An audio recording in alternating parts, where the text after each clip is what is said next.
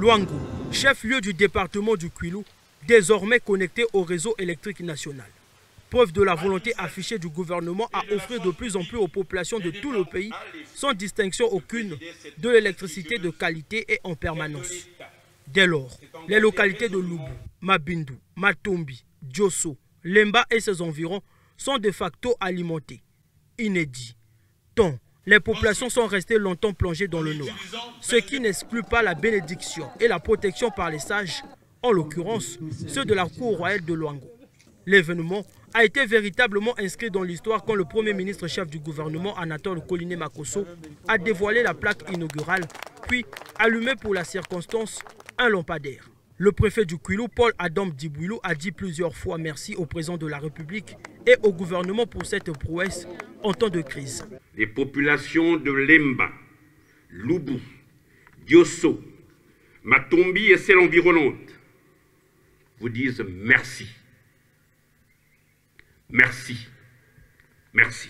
Le directeur général de la Société Énergie électrique du Congo, Jean-Bruno Danga Adou, a présenté les caractéristiques techniques de l'ensemble des ouvrages construits. Le réseau électrique moyenne tension en tension 20 kV. Une ligne électrique aérienne, longue de 7,3 km, en câble Alémelec de section 54,6 mm² a été construite en utilisant 22 km de câbles. Nombre de poteaux utilisés 108, dont 93 en alignement, 10 en ancrage d'arrêt et 5 en ancrage d'angle.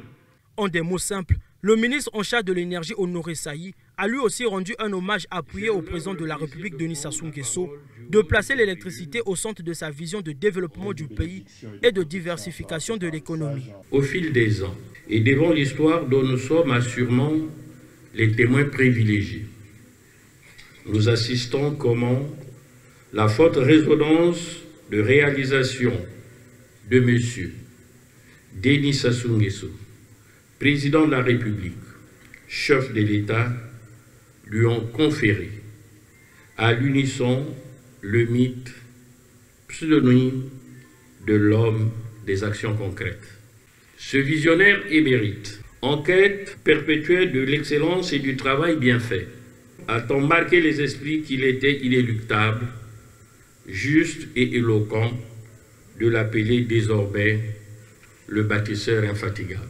Le Premier ministre Anatole Koliné Makosso a eu droit à une explication du circuit de distribution de l'électricité dans le Kwilu. Sitôt, son cortège s'est ébranlé pour le pont sur le Kwilu. Ici, Anatole Koliné Makosso a été emmené à comprendre comment la société EUCAREC entend franchir le pont par câblage pour transporter le courant vers d'autres destinations de cette partie du pays.